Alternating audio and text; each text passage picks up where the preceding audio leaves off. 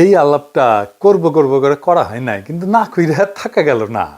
বাংলাদেশের সাথে আমেরিকার ট্যারিফ আলোচনা চলতেছে। মানে আমেরিকার বাজারে বাংলাদেশের পণ্য ঢুকতে হইলে, সেটা গার্মেন্টস হোক, চামড়া হোক, যেটাই হোক, কত ট্যাক্স দেওয়া লাগবে।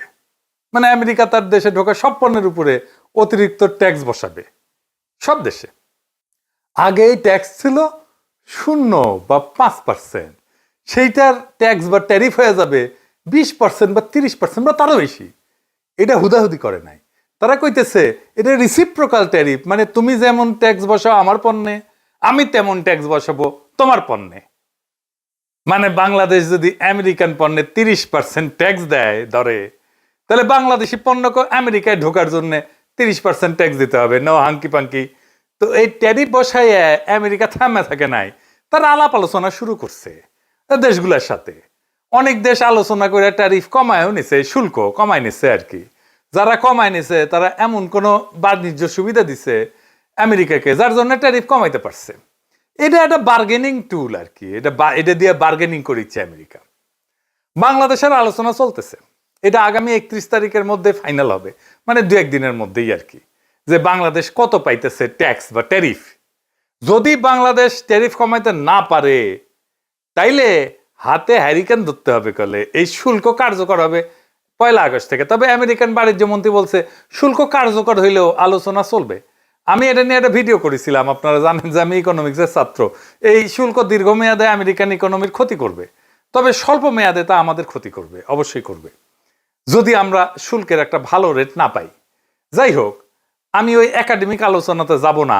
আমরা এই চুক্তির একটা বিশেষ দিক নিয়ে আলোচনা করব। কুটি এশিয়া ইন্ডিয়া গ্যাঞ্জাম করিচ্ছে, আর ইন্ডিয়ার গ্যাঞ্জাম করে লাভটা কি, এটা নিয়ে আলাপ করব। এটা হইতেছে গোপনীয়তার চুক্তি। মানে এই যে বাংলাদেশ আলোচনা করতেছে আমেরিকার সাথে, সে আলোচনার আগে একটা চুক্তি করেছে বাংলাদেশের সাথে, তার নাম গোপনীয়তার চুক্তি। এখন বাংলাদেশে হাউকা উঠেছে, কেন এই আলাপ গোপনে করতে হবে, কেন পাবলিক জানিতে পারিবে না, এগুলো সরকার খুব খারাপ কাজ করিচ্ছে, তাই না? দেবপ্রিয় কইছে এই ধরনের গোপনীয়তা চুক্তি করছে বাংলাদেশ এই ট্যারিফের নেগোসিয়েশনের টাইমে, তার নজিরবিহীন, আগে কখনো এটা হয় নাই। দেখেন, কথা সত্য, মিছা কথা কয় নাই। তার সাথে এটাও সত্য যে এই একতরফাভাবে সব দেশকে রিসিপ্রোকাল ট্যারিফ চাপাই দিয়া আলোচনা শুরু করা, এটাও আমেরিকা আগে কখনো করে নাই, এটাও নজিরবিহীন। এই গোপনীয়তার চুক্তি কি বাংলাদেশ একা করিছে আমেরিকার সাথে, নাকি সব দেশই করিছে? যারা আলোচনা করিচ্ছে সব দেশই করিছে, কিন্তু দেবপ্রিয়বাবুর দাবি সব দেশ করলেও বাংলাদেশ এই চুক্তি করতে পারবে না। তার মানে যে নেগোসিয়েশনে আলাপ, এটা বাংলাদেশ করতেই পারবে না। তো আসেন একটু দেখি, আমি তো কইলাম, আপনারা বিশ্বাস করবেন কেন, আগে দেখি যে আসলে অন্যরা গোপনীয়তা চুক্তি করেছে কিনা। হ্যাঁ, করেছে। আমরা ফিলিপাইনের সংবাদ মাধ্যমে দেখতে পারি, তারা বলতেছে, আমরা এটার বিস্তারিত বলতে পারবো না, কারণ এনডিএ, মানে এটাই বলে গোপনীয়তার চুক্তি, নন ডিসক্লোজার এগ্রিমেন্ট, মানে যেটারে আমরা গোপনীয়তার চুক্তি বলতেছি সেটা সাইন করা আছে।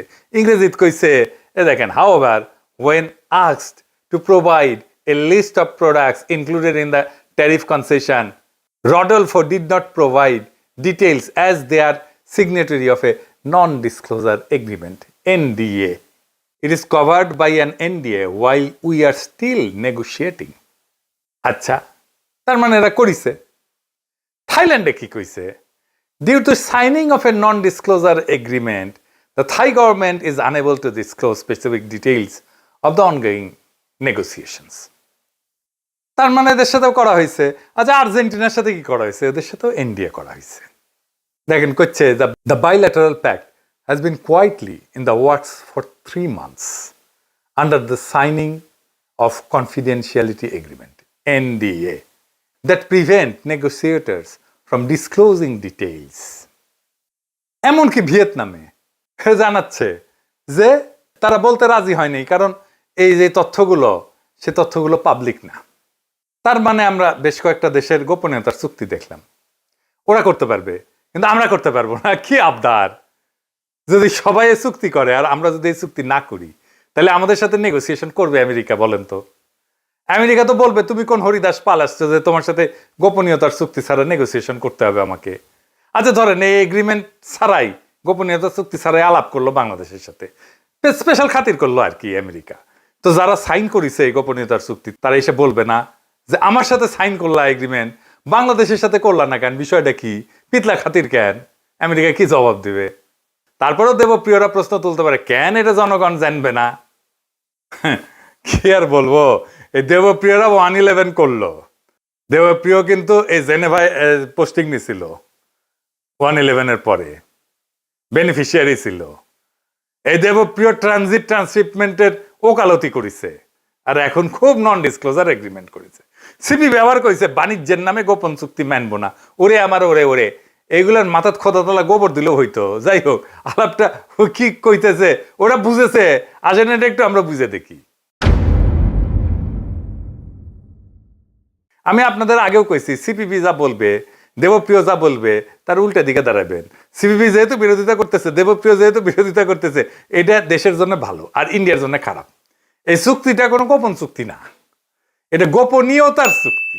গোপন চুক্তি আর গোপনীয়তার চুক্তি দুইটা ভিন্ন জিনিস। মানে যতক্ষণ এই ট্যারিফ নিয়ে আমাদের আলোচনা হইতেছে আমেরিকার সাথে, ততক্ষণ আমাদের আলোচনার বিষয় বাইরে যাবে না। ধরেন প্রফেসর ইউনূস আর তারেক রহমান আলাপ করলেন লন্ডনে, তো ওই আলাপ কি লাইভে দেখছি আমরা? ওটা ধরে লাইভ হইতো, গোপনীয়তার যদি কোনো দরকারই না থাকে। গোপনীয়তা যখন থাকার দরকারই নাই, তাহলে ওই আলাপের পুরাটা রেকর্ড করে জানাই দিলে হয়। তা তো জানাই নাই, আলাপের ফলাফল আমরা জানছি, কিন্তু আলাপের খুঁটিনাটি জানার দরকার আমাদের নাই। এই আলাপ তো প্রকাশ্য করার বিষয় না। কেন না আমি এটা পরে বলতেছি। এই আলাপ হবে বাংলাদেশের ট্যারিফ কত হবে। এই ট্যারিফ যদি কমে তাহলে আমেরিকাকে তো কিছু দিতে হবে।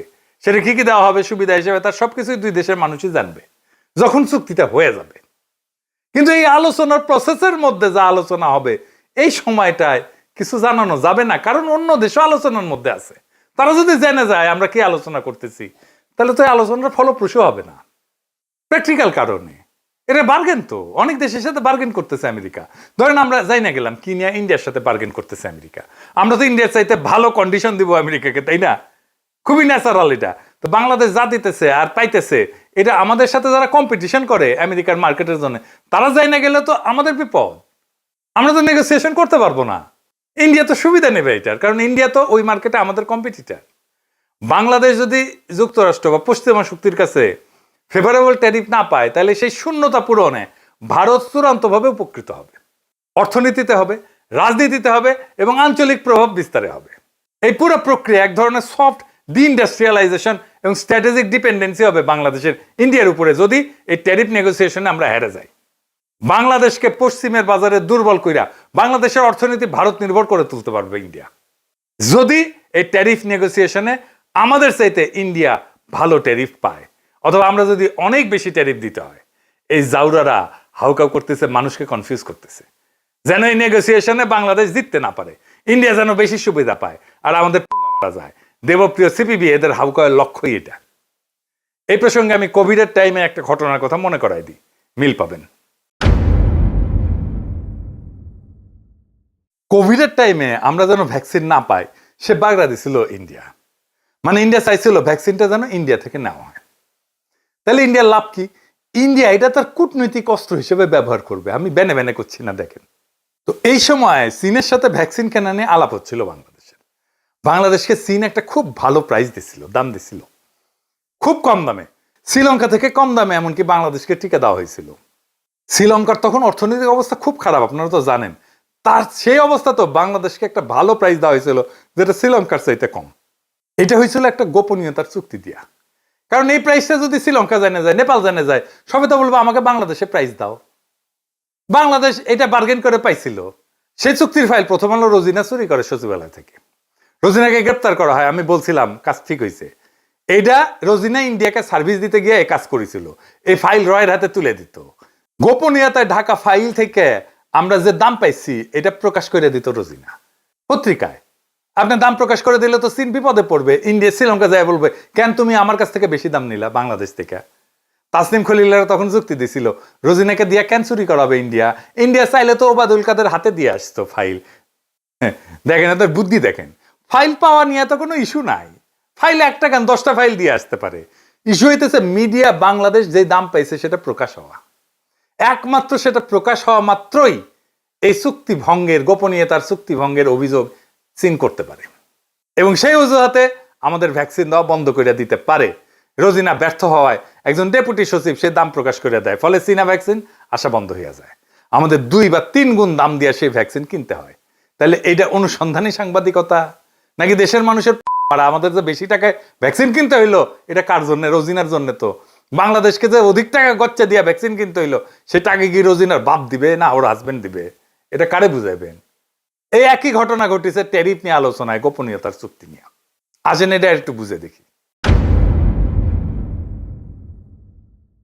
দুনিয়ায় কোন দেশের মিডিয়ার কোনো কুরকুরে নেয়, সবাই তো এই সাইন করছে না, একমাত্র বাংলাদেশের অনুসন্ধানী সাংবাদিকদের এতই কারেন্ট এই গোপনীয়তার চুক্তি প্রকাশ করতেই হবে। তো এটা নিয়ে কি হইল আসেন দেখি। এখানে সে একই রোজিনা কাণ্ড ঘটনা হইল। এনবিআর এর দ্বিতীয় সচিব মুকিদুল আলমকে দিয়া এই আলোচনার বিষয়াদি কচুক্ষেতি বের করল। কচুক্ষেতি মানে কিন্তু ও আকারের বালক। বালক মানে জানেন তো, হ্যাঁ, যে মারা দেয়, বুঝছাও। র এর ডাইরেক্ট পেরোলে এই পদ বালক, সেইটা দিয়া বাংলা আউটলুকে নিউজ করাইলো।